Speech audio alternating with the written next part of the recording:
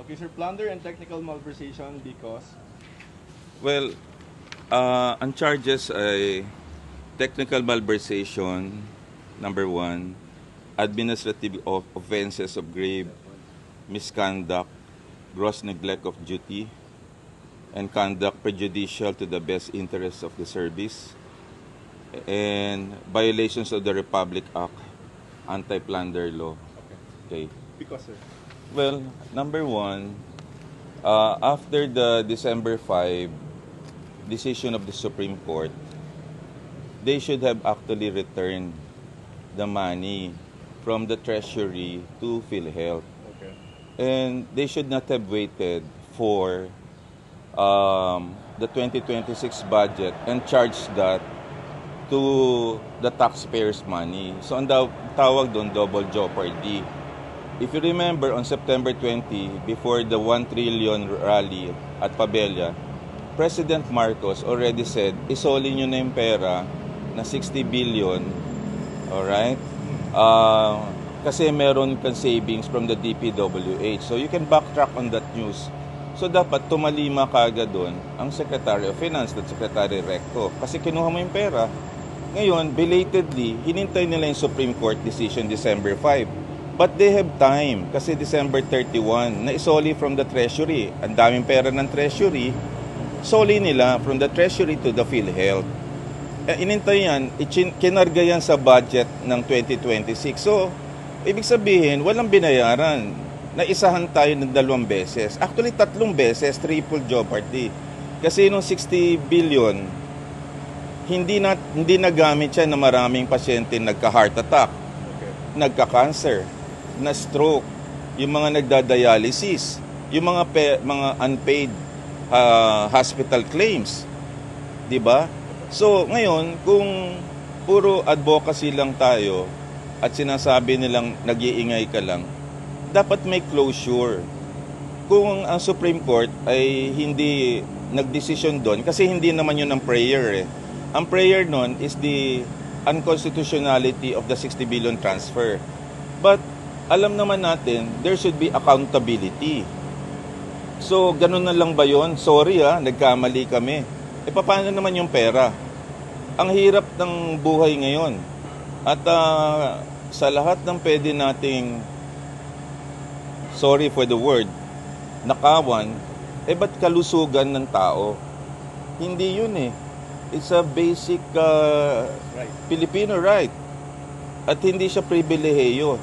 Sa dami ng mga pasyente sa PGH, sa mga public hospitals na nagsisikip na kailangan ng guarantee letters.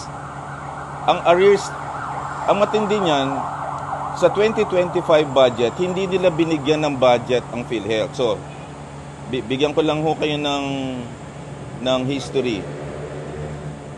Noong 2024, nilipat yung budget. Di ba po?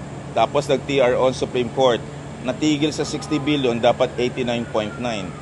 Noong 2025, wala pong budget sa PhilHealth, zero. Kasi hindi doon yung nagagamit. Di ba, grabe po yun. Na naguhulog ho ang mga direct contributors, kinakalta sa salary. Tapos sa sin taxes po, na 2012, inapruban yan para yun ng universal healthcare na na-apruban in 2019, magkakapera from the 2012 legacy of President Aquino. And then, para makumpleto yung universal healthcare na bawat Pilipino, wala na babayaran tayo pag tayo nakukonfine. Magkano arrears nila ngayon? Ang arrears ng government since 2022 hanggang ngayon, 330 billion. Arrears, ibig sabihin, may subsidiya galing sa sigarilyo, alak, soft drinks, at meron pa sa PAGCOR at PCSO. Right? Hindi binigay po yun. At paunti na ng paunti ang subsidiya until naging zero ng 2025. So, ang nangyari, kinargahan ng Kongreso at ng Senado yung MAIPIP, yung medical assistance for indigent, na dapat violation din yan dapat ng konstitusyon kasi sa universal healthcare, isa lang dapat ang payer, PhilHealth. Kunyari, na-hospital ka, 1 million. Hindi ka naaasa sa guarantee letter from the Department of Health. 53 billion ang nilagay nila yan. Dati wala namang budget for MAIPIP. So, that is patronage politics. So, namamalimos ka. Instead, dapat yung budget ng 53 billion na yan, nilagay sa PhilHealth. Para tayong lahat, pag na-confine, yung statement of account, babayaran mo na lang dun sa ospital at wala na tayong guarantee letter. Sir, cut kitang content. So yung act na sa 2026 na 60, Yung technical malversation, I got that particular idea from Justice Carpio. okay. Kasi meron siya mga items. So pinaaral ko sa lawyer ko at tama daw. So which one? Yung, Yung paglipat. original? Oo, kasi yung pera pong 60 billion, ang nakaata sa batas sa syntax law, according to the Supreme Court, dapat earmark yan. Hindi mo pwedeng kunin yun. At sabi rin niya ni Supreme Court, Amor Javier at Justice Benjamin Kagiwa, na special funds siya na nakaatas lang dapat sa PhilHealth at hindi mo pwede siyang ilipat other than its uses. So yun na, malinaw ang Korte Suprema dun eh.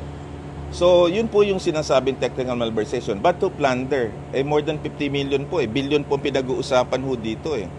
Pero hindi naman sa personal enrichment, sir.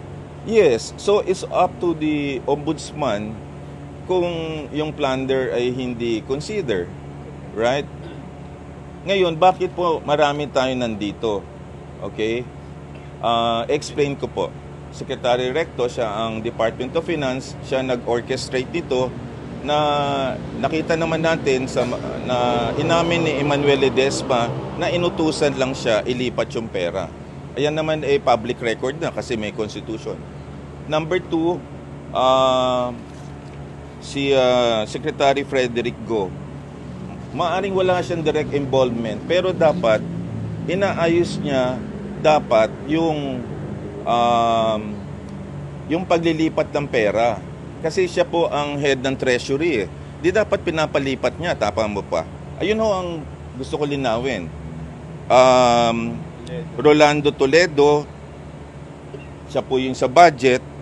At si PhilHealth President and CEO ngayon na Edwin Mercado, kasi ongoing crime po ito eh. So dapat explain po ni Dr. Mercado na wala siyang kilalaman pero dapat sinisingil din niya yung pagkukulang na arrears ng government para naman yung PhilHealth malagyan ng pera. Elaborate, create ng bagong 60 billion sa 2026? Dapat hindi sila nag-create another 60 billion. Dapat sinoli kaagad nila yung pera at hindi pinaatang sa taong bayan. Ang nangyari po, inatang nila yon kaya naging 129 billion. Ang budget lang talaga ng PhilHealth 51 billion. Tapos 60 billion yung utang. Sa bicameral, nagdagdag sila ng 29. Kaya umabot lang ang PhilHealth budget na 129. So yun po yun. Tapos naglagay sila ng 53 billion sa MAIPIP. Okay. Now, bakit si Secretary Arbosa? Chairman of the board siya. Department of Health Secretary. Pinagtanggol pa niya si Secretary Recto na ito po ay excess funds. Ngayon, ang patunayan na sa Korte Suprema, saka naman nakakitang Secretary of Health, pondo ng Department of Health, pinamimigay mo, samantalang hirap na hirap ang mga tao. Di ba, kung chairman of the board ka, mas mataas ka pa kay Mercado.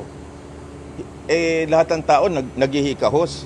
So dapat, kasama dapat dito sa case ng technical malversation plunder, si Secretary Arbosa. So, ganun po yung nakalagay po dito. Kasi, pagka hindi natin sila in-include, hindi ho sila tatalima na i-correct nila yung prosesong ito. At pagkatapos ng sono ng Pangulo sa this year, dapat ayusin nila yung budget, isoli nila yung pera sa PhilHealth para yung out-of-pocket expenses natin ay nasa langit na eh. Dati 44%. Ngayon, tingin ko 60% na. Baka next year, 70% na. So dapat, lagyan nila ng pondo yung PhilHealth para next year, ang babayaran na lang natin 30% out of pocket, and at the end of the term of the president, baka 10% na lang katulad ng Thailand na may seed taxes. So, kaya ho natin to ginagawa para sa taong bayan ho ito. Hindi lang ho tayo nag-iingay, kaya lang kasi nakakapagod na rin po na gagawa ka ng narrative para dito. Dapat may closure. At batas na po ang magde-decide kung tama po or hindi. Kaya lang ho, this is with sense of urgency. Kasi sa bawat hindi pagde-decide nito, marami po sa ating mga kababayan ang maghihirap araw-araw lang po. Ang isang classical story, nabalita naman po ito, yung broadcast journalist na si Boy Gonzales. Ilang beses na palipat-lipat sa maraming ospital, nakaapat, dahil walang pera. Imagine mo, isang kapitag-pitagan na journalist. Doon nung narinig ko, lalo akong nagalit eh. Sabi ko, how can a person like that, with all this perhaps influence, na hindi pinansin. So it can happen to anybody. So sabi ko, napapanahon na para umaksyon ng gobyerno dito. Kasi 60 billion na una sa 2025, nasaan yun? Nasa treasury. Pero ang nalaman natin sa mga pagsasalita, nasa unprogrammed appropriation, nalagay ito. At malamang, yan ang dapat imbestigahan kung napapunta to sa flood control. Kailangan na maimbestigahan po ito. Sir, sorry, kasama sa complaint yung 107 Yung PDIC, sinama ko po. Kasi GOCC po 107 po na kinuha din po. Kasi nagkaroon ho sila ng, ang tawag po doon rider provision do sa budget ng 2025 GAA na pag may sobra ka daw kukunin. So kinuha ho yung PDIC. Kaya dapat kasama talaga ang Finance Department para sagutin. Dapat ipasoli nila yon kasi yung mga maliliit na bangko malulugi, paano po? Sir, sorry, sir, hindi nailipat. Hindi pa naililipat yun. Nandun pa rin. Nasa treasury pa rin. Pero hindi natin alam kung saan napunta. Kaya dapat klaro sa taong bayan, hindi lang ito yung 60 billion, tapos yung double jeopardy na binay sa taxpayers' money, plus the 107 PDIC pondo po. So, yun po yun. Kaya natin ho ginawa. Ito yung pagbabago ho dun sa iba nag-file po. So, paano yung kung hindi siya gagawing another item sa 2026? Well, kailangan mag-decide ang Congress noon kung anong gagawin nila. Kasi nakaata sa batas na dapat ibalik nila yung arrears na yun eh. Kasi di ba sa syntax na may arrears sila, hindi binibigay ng BIR. Ang BIR under the Department of Finance. So tanungin natin ang Department of Finance, bakit yung arrears na nakalipas ay hindi binibigay talaga sa PhilHealth until naging zero in 2025. Okay. Baka kasi sabihin nila, yan na nga yung 60 billion ng 2025, kaya nga namin nilagyan eh. Pero your position is existing na yung money, di ba? Kasi pag sa budget, it's just budget. Meron or walang pera yan, di ba? That's correct. Pero Meaning the 60 ng 2025, existing na dapat yun, di ba? yeah, ako naman ay independent director ng PhilHealth from 2016 to 2019, representing the Monetary Board. So alam ko yun. At hindi lang naman position ko to si Cardinal Ambod David, ang dami niyang post din na talagang Ibig sabihin sir, bottom line, yung mga utang ng 2025 sa PhilHealth bayaran niya, tama? Yung mga- Solely yung 60 billion na may interest pa. Okay. Kasi Solely in what form? in the budget, i-restore nila sa 2027 budget. Oh, di ba? Ang gawin nila, i-recast nila yung budget. Yung mga hindi kailangan na, let's say ako kung ako kunyari, tanggalin mo yung masyado malaki ang port dyan sa mga infrastructure at ilagay mo sa kalusugan. Anyway, may utang kayo di ba? At nakita naman natin, ang daming unprogrammed appropriation na dinesisyon ng Supreme Court pa. 'Di ba? 250 billion 'yun. So, bakit hindi pwede ibigay sa PhilHealth? O kung gusto nila, staggered basis nila ibalik kung nahihirapan sila yung budget. Pero dapat maisoli yan by the end of the term of the President. Tao, no? Oo, at sa tao.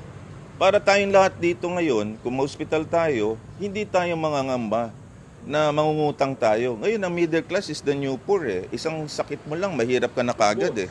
Ubos ang pera mo. So, ang PhilHealth ang inaasahan natin, nagbabayad tayo, may Universal Healthcare Law, may Sin Tax Law, tayo nagbabayad. Nasaan na po yung pera natin? Pero tingin kami kopya ng